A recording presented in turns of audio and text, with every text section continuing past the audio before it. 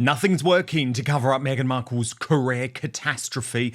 No. The Archie and Lilibet stunt didn't work. The picture of Doria turned out to be 7 years old. So that didn't work either. So now Meghan decided, I know, I'm going to show the world that I'm a real human being by posting my bloopers reel from With Love Meghan Series 2 with the motto, Espresso yourself. The problem is that the bloopers reel was just as wooden and cold as she is. We've got Lady Colin Campbell on all of this drama in just one moment, but first, watch this. Big news, Outspoken is now available as a podcast too. So please do subscribe wherever you get yours, Spotify, Apple Podcasts, and make sure you rate and review. I'll take 5 stars, if you may. Whew, that's not pretty. That's not the shot. Girl, what is happening? There's an enormous crack along the entire side. Is this working? It's so process. Oh, look, and the pulp comes out of that side.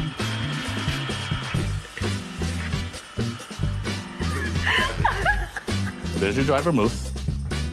Oh, okay, a little overzealous, sorry. Oh, no, I still have some stomach in there. I'm just gonna add a little bit more apple because my ginger has decided not to be a backup singer. He's performing. We're not going for perfect, we're going for real.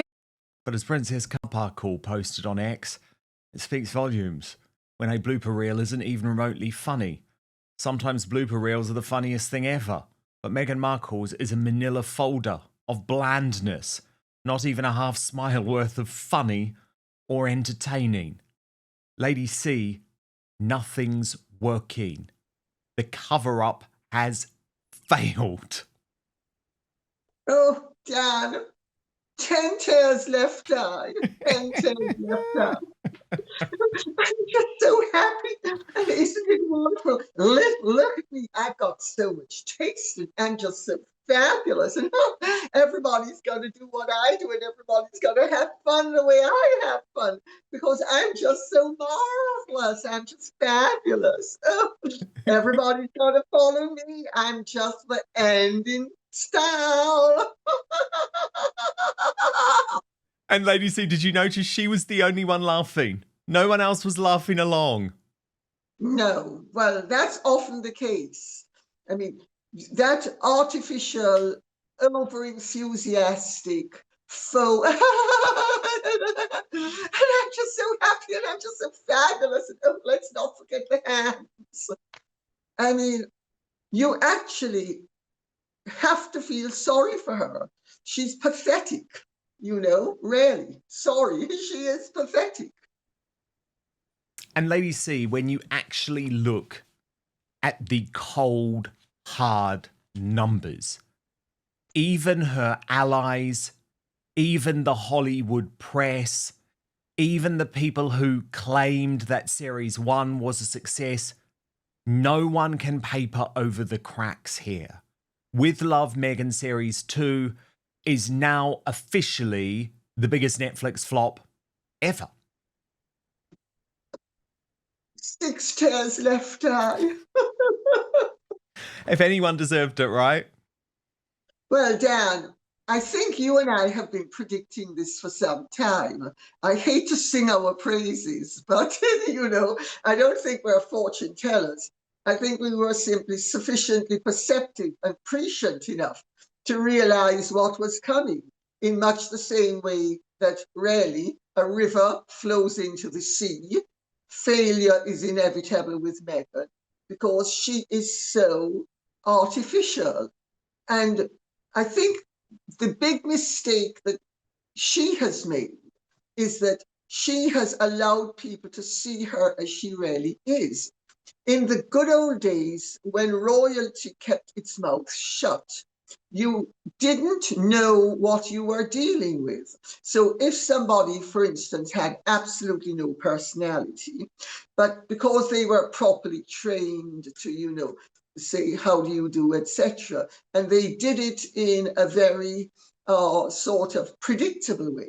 You didn't really know what you were getting, and you actually thought that that the person was sort of all right.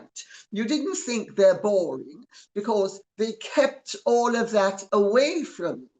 Well, nowadays, of course, royalty is much more forthcoming, and Meghan is not really, she doesn't behave as if she's royalty or a well-bred person.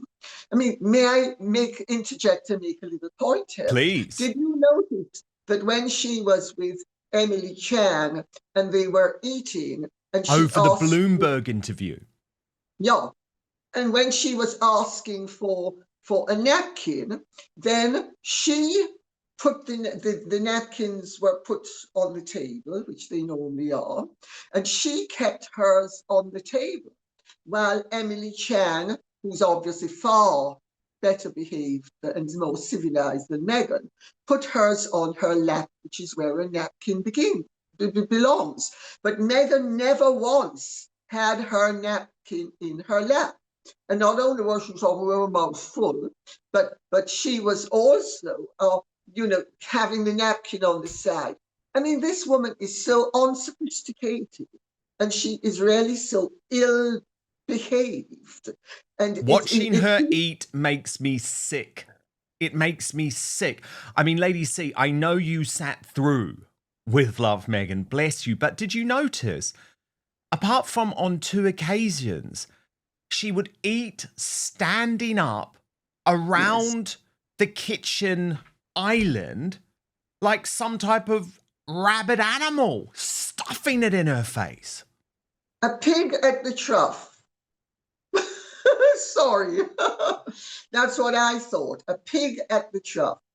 And all of that eating with her fingers, is she proving that she's a foodie or that she's savage? Because I think she's actually proving the latter. And I mean, is this somebody who the public is supposed to think is so glamorous and so appealing and so attractive that they will want to emulate her? I mean, these programs only work if you admire the person involved and you feel that they have something to offer you that you do not have yourself. Like Martha Stewart, for instance, I mean, she really is somebody that if you want a lifestyle thing, you'd follow Martha Stewart. But I mean, who's going to follow Meghan Markle except the few brain dead followers that she has? And they certainly turned out to be few and far between. And they're dwindling. How many hundred down is she now? What is it? Is the Netflix latest viewing figures? Oh my God. 796.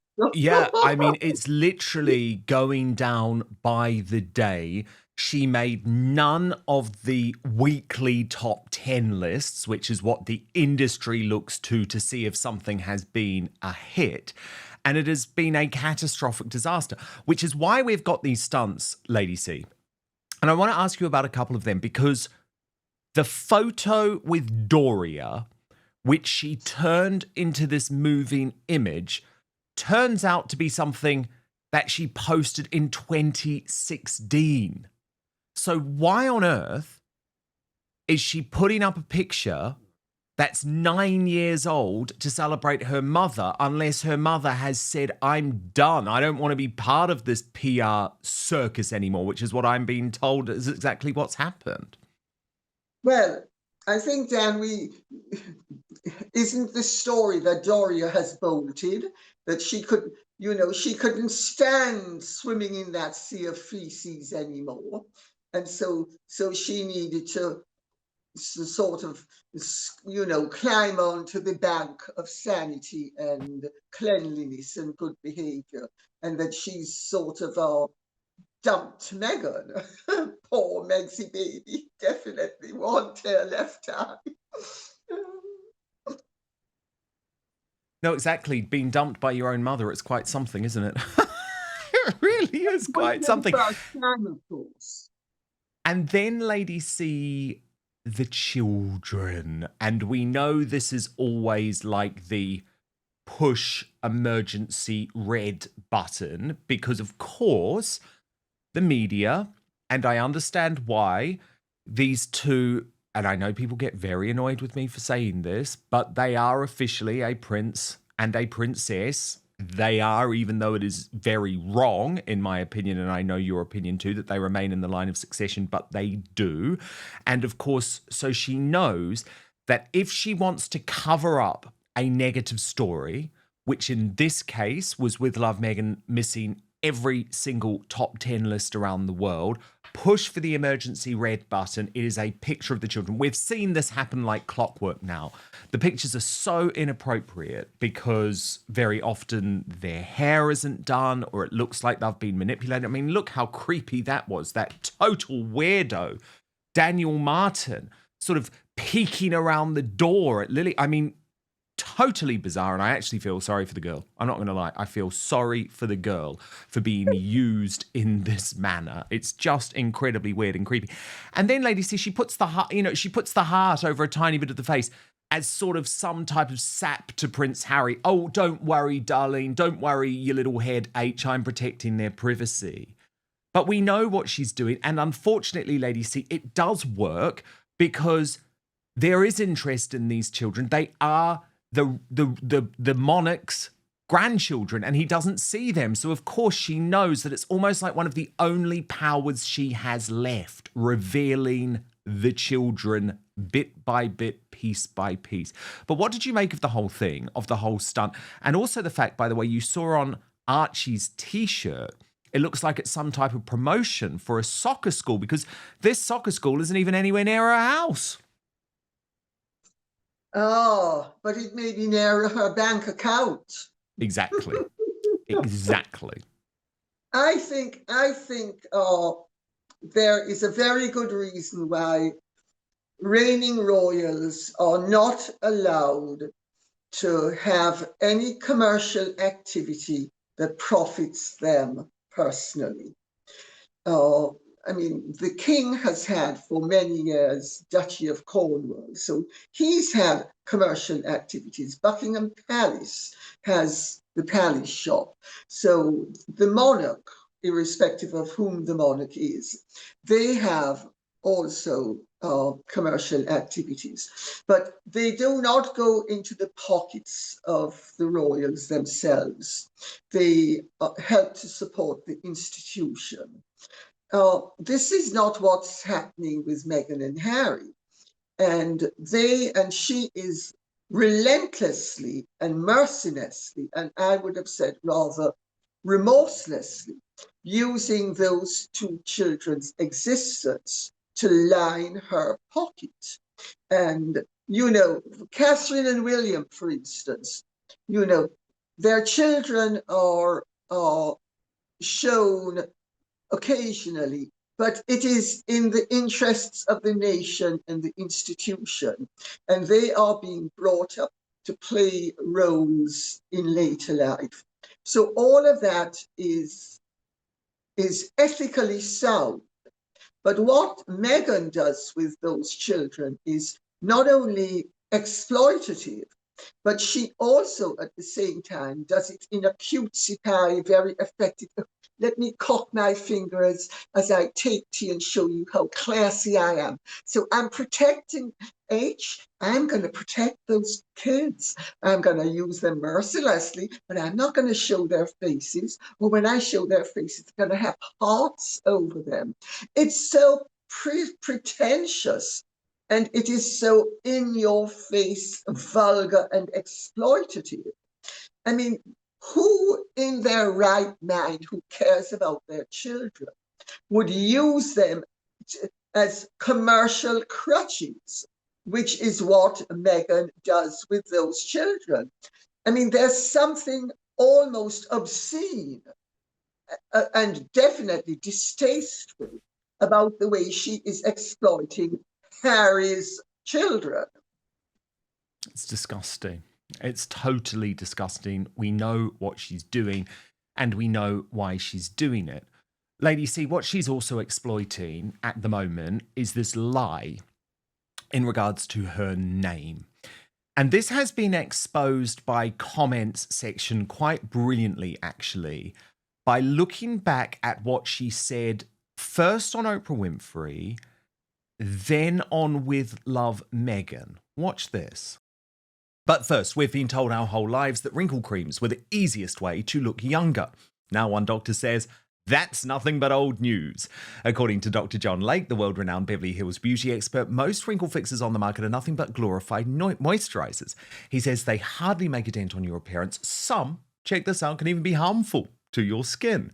Recently, Dr. Lake has focused his attention away from mainstream cosmetic practices so he can pursue a revolutionary anti-aging breakthrough, one that some experts say could empty the wallets of the cosmetic industry. He describes it as almost like Photoshop for your face and says you may even be mad after seeing how easy it is to visibly erase your wrinkles from view. His personal clients have dubbed his new do-it-yourself technique the age rewinder method because it can take years or even decades off your appearance in under 2 minutes. In light of this amazing breakthrough, Dr. Lake has released a step-by-step video to the public. It's free, it's uninterrupted, where he outlines exactly how to use this simple solution from home. And he says if it helps even one person look younger or feel more confident, he will be thrilled knowing he helped. The video has since gone viral. At first it was shared by users on Facebook, but since then it's racked up over 2.3 million views and counting.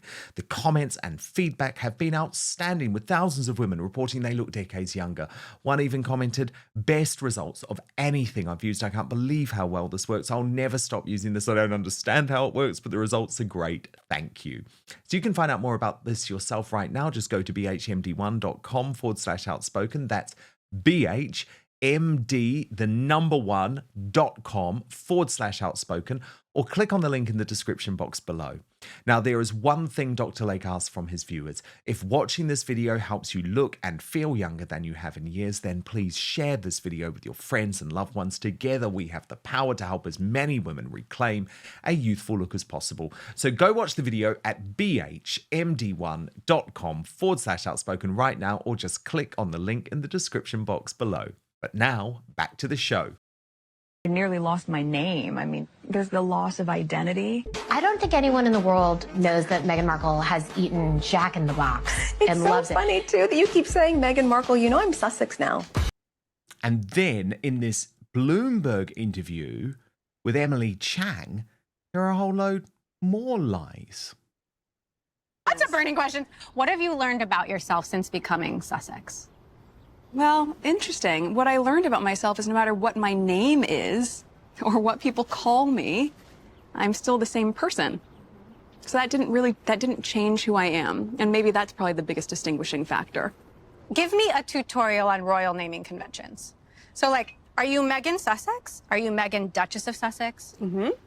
Is Markle even on your passport anymore? Is it, we don't use that term anymore? Well, when I got married, I changed my name. Yeah. But it's a complicated one for people to understand because a last name is not typical in that construct. I think we expect a last name, but is that a last name, or is that actually It's not, but a last it's used roughly, or loosely rather. It sounds so silly to say, and I get it because I'm American, and then I went there and I started to understand, and you come back, and as an American you go, I'm so confused. Yeah. It's a dukedom. A dukedom. That's a new word for me. It's a dukedom. Okay. So, but that's the truth of it. But at the end of the day, you know, yes, so my legal name is Meghan, Duchess of Sussex. But Sussex for us works as our family name, and it's the name that we share with our children. And but yes, since we've been married, that's what I've been called. So, Lady C, she, in 2021, when speaking to Oprah Winfrey, was furious about the fact that the awful royal family were trying to take away her Markle surname. What's changed? Well, you know, Dan, she did make one very valid point, which is that irrespective of her name, she remains the person that she always was. The pity of it is that she has shown us the person that she always was. On her trajectory upwards, as she was climbing the ladder using all techniques, whether vertical, horizontal, or otherwise, to aspire to the heights. She ensured that she went to great lengths to conceal the reality of what she was. Well, she has failed to do that now, because she has now revealed what she is. So I think to that extent, she's actually speaking the truth. I do think, though, that you know, when she's making much ado about the name, and it's totally unnecessary. Who else does anything like that? And also she's wrong when she says that her name is Meghan, Duchess of Sussex.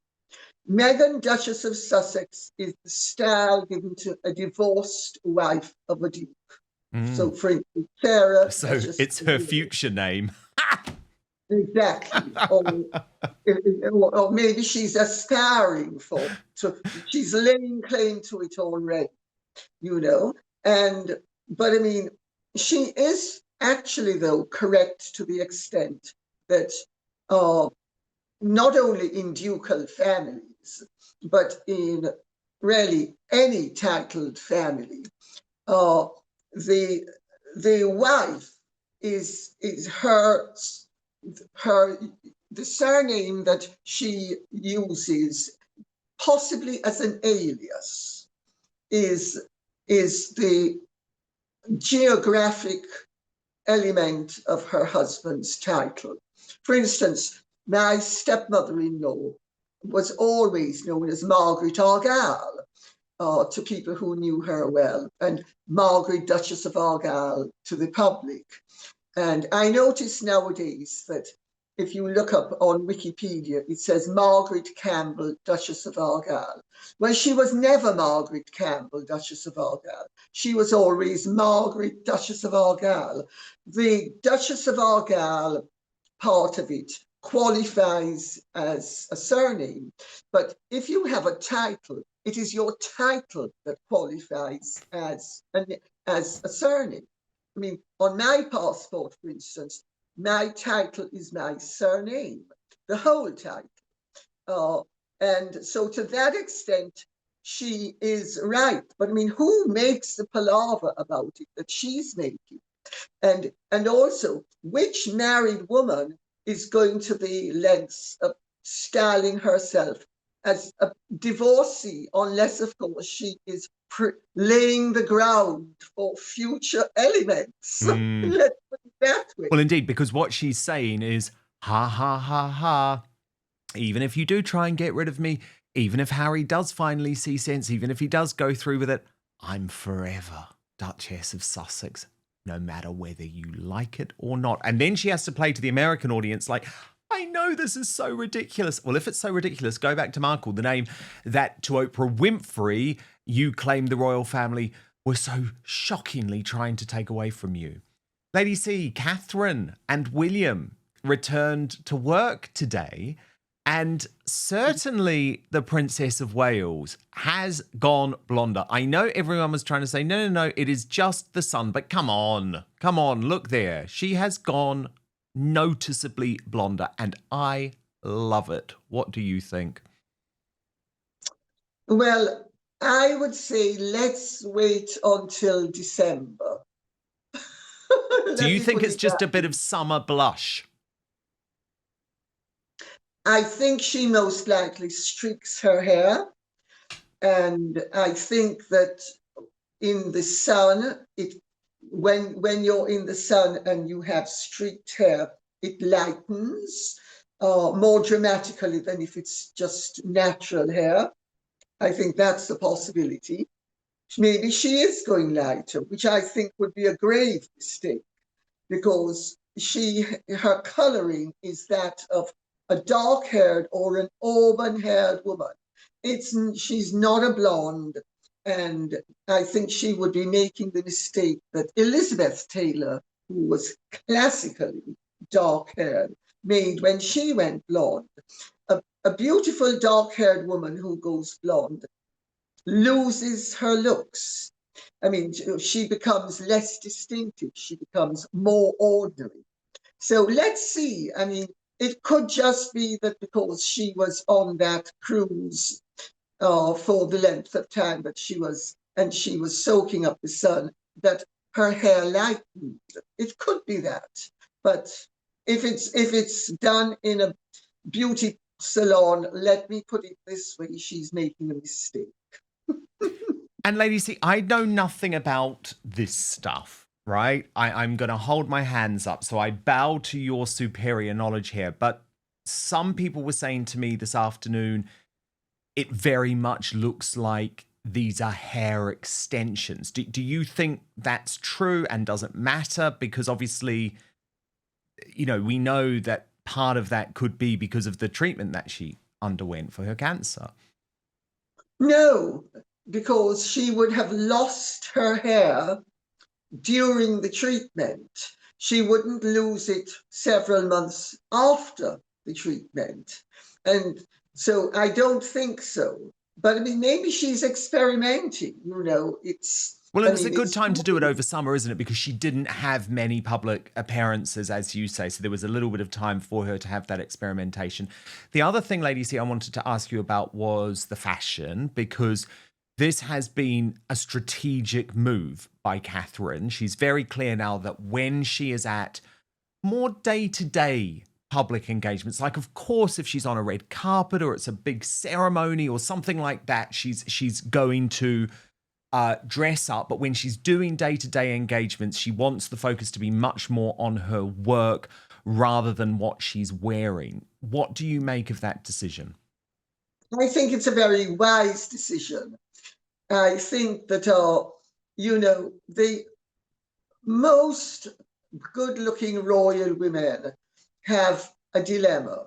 On the one hand, they need to promote the designers of their country. And on the other hand, they don't want to become so obviously clothed horses that it's all about what they wear. Diana did the same thing. Jackie Kennedy did the same thing, not that she was royal, but the point is, very stylish, good-looking women have traditionally, you know, they may, in more grand and formal occasions, they opt for the glamour, but in their everyday life and when they're functioning on just a daily basis, they want the focus to remain not on their clothes, but on their work.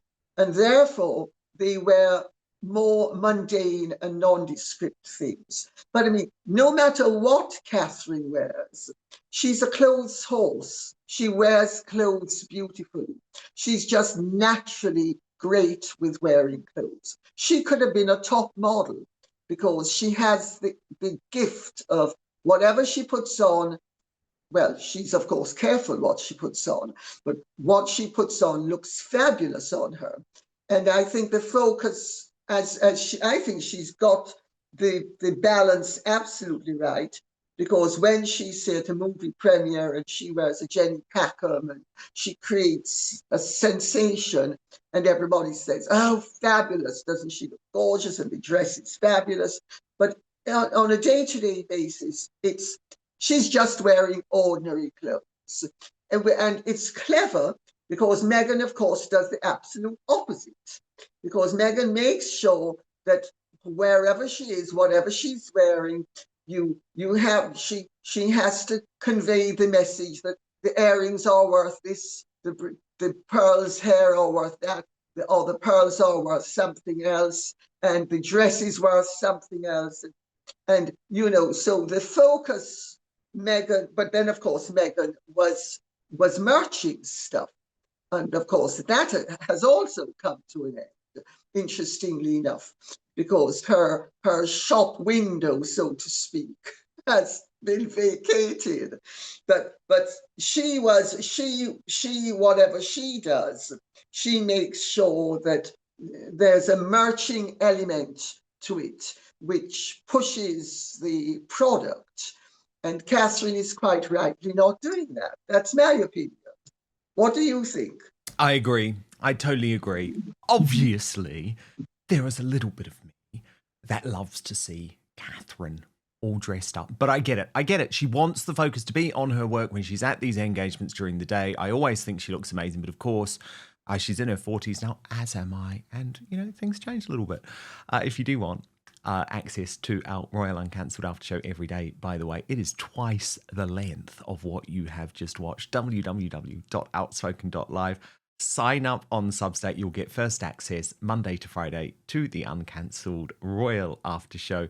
You can watch it either live or on demand with no advertising whatsoever. That address again, www.outspoken.live. Thank you so much for watching Dan Wootton Outspoken. Please click on my face just to the bottom left to subscribe to this brand new independent news source and turn on the notification bell so you'll be alerted to our brand new live shows, uncancelled interviews, and special royal episodes. Outspoken is also now available as a podcast, so you can listen to the show every weekday on the go, wherever you are.